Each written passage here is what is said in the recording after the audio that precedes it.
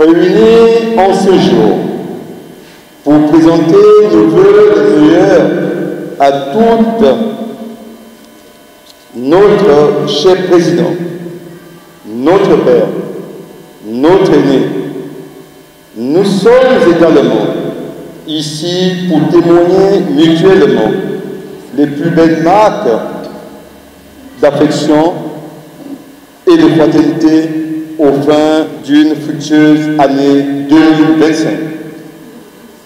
Aussi, prie-je chaque camarade, ici présent ou absent, et sa famille, de bien vouloir recevoir mes vœux les plus sincères pour les 11 prochains mois. Camarade président, cette année 2025 est évidemment riche en défis politiques pour l'ensemble de nos compatriotes et donc nécessairement pour l'OMOREF. Confronté à ces enjeux, notre jeune parti se doit donc de jouer une partition méritoire dans une scène politique nationale en pleine transition structurelle et conjoncturelle. Pour ce faire, une redynamisation s'impose en interne afin que l'ensemble des militants regardent tous vers une même direction, en rang serré derrière vous, avec la conviction qu'ensemble nous sommes forts et que dispersés nous sommes faibles. 2024 a été marqué par l'arrêt des activités politiques sur le plan national, par le coup de la libération qui a amené les militaires au pouvoir. Toutefois, les femmes vous exhortent à être leurs fidèles interprètes auprès des autres instances de la République pour soutenir l'idée d'inclure la Gabonaise à toutes les échelles de l'action politique de notre pays. Pour terminer, les femmes vous assurent de leur disponibilité et de leur détermination à œuvrer à vos côtés pour la réussite de cette noble et exaltante action. Camarades présidents fondateurs, durant l'année écoulée, les secrétaires provinciaux se sont battus à œuvrer inlassablement à la consolidation des acquis, à l'implantation des organes locaux de notre parti, à une proximité bien établie avec les populations dans le but de matérialiser notre politique à visage humain.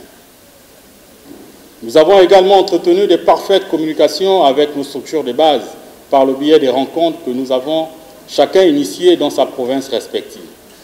Ces différentes activités sont à mettre à l'actif de tous les militants de nos structures de base. Chers camarades militants, c'est le lieu pour nous, secrétaires provinciaux, de vous féliciter pour le travail accompli durant cette année écoulée, grâce à votre investissement et à votre acharnement sans réserve au travail qui nous a permis d'atteindre certains de nos objectifs.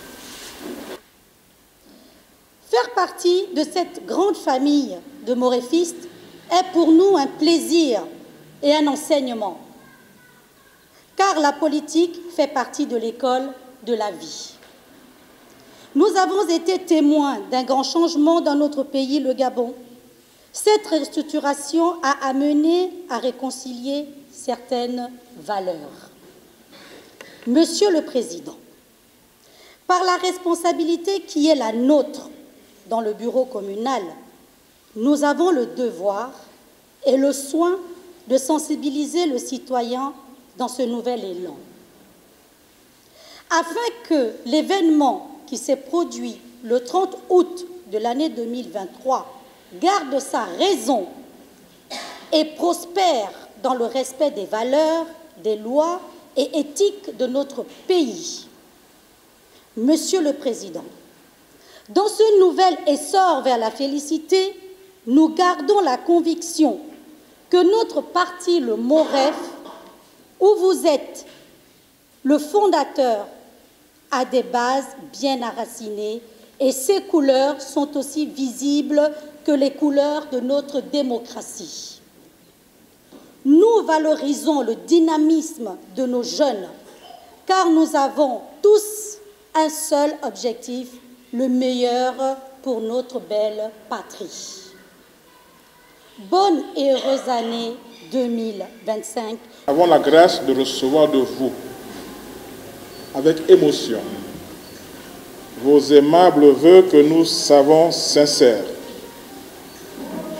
En effet, 2024 a été âpre pour la plupart d'entre nous, pénible jusque dans notre chair pour certains, avec la perte de nombreux proches qui ont traversé le fleuve pour rejoindre l'autre rive.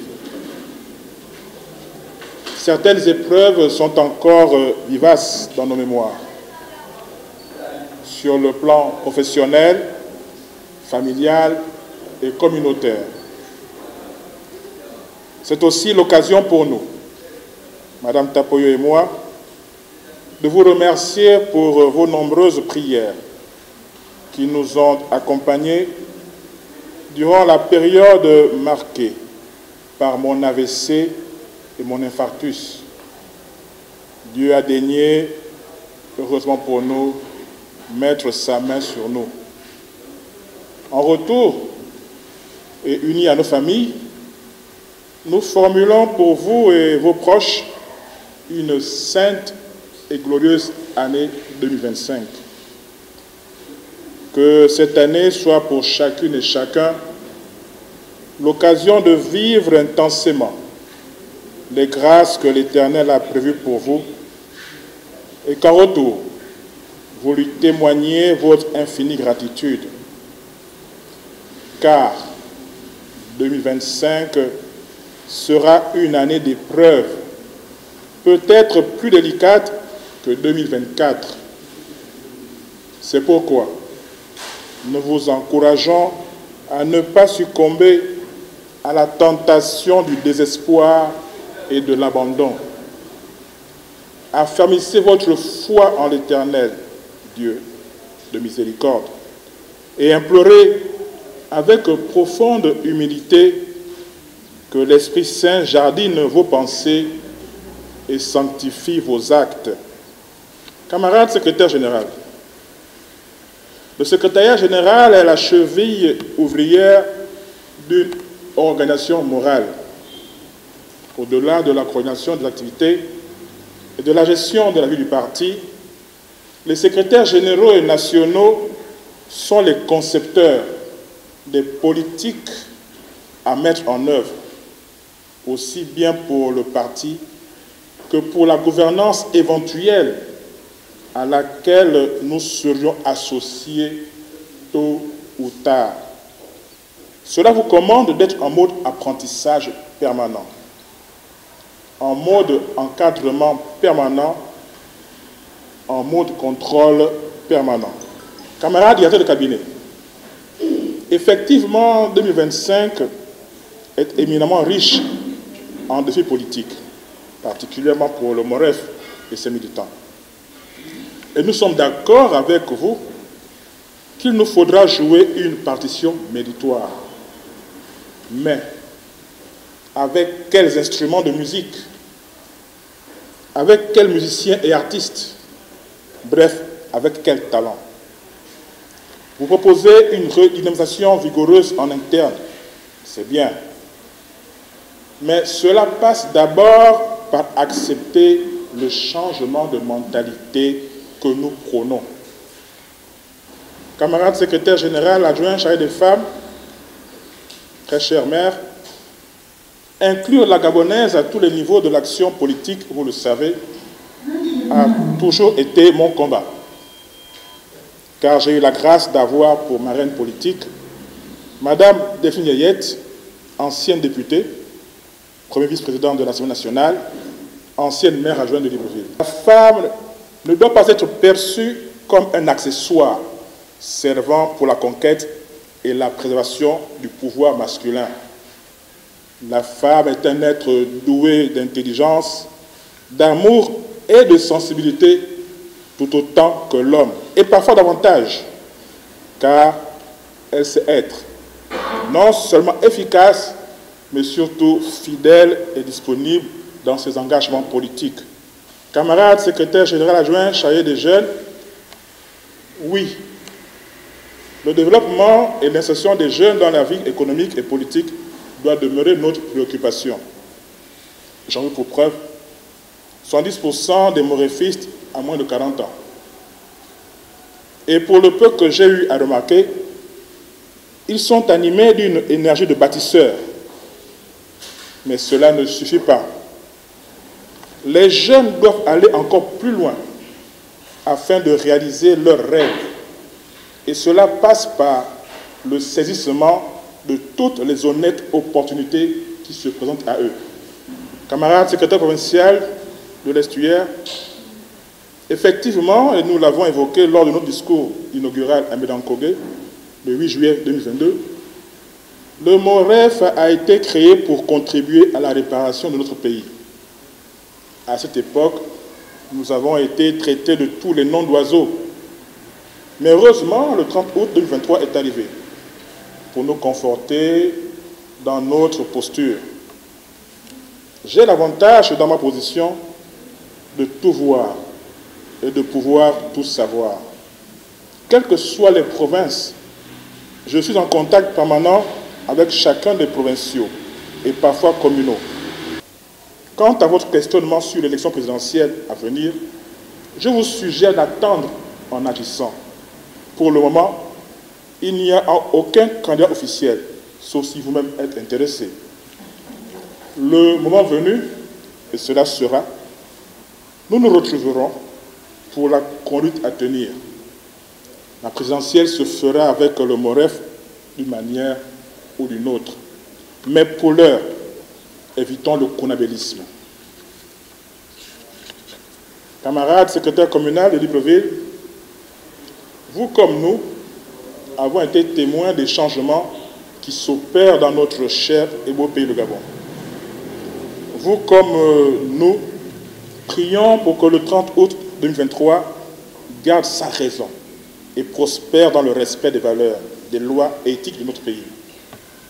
Pour cela, permettez-moi de nous faire un bref rappel historique et biblique, notamment dans le livre de l'Exode, écrit par Moïse entre moins 1440 et moins 1400 avant Jésus-Christ.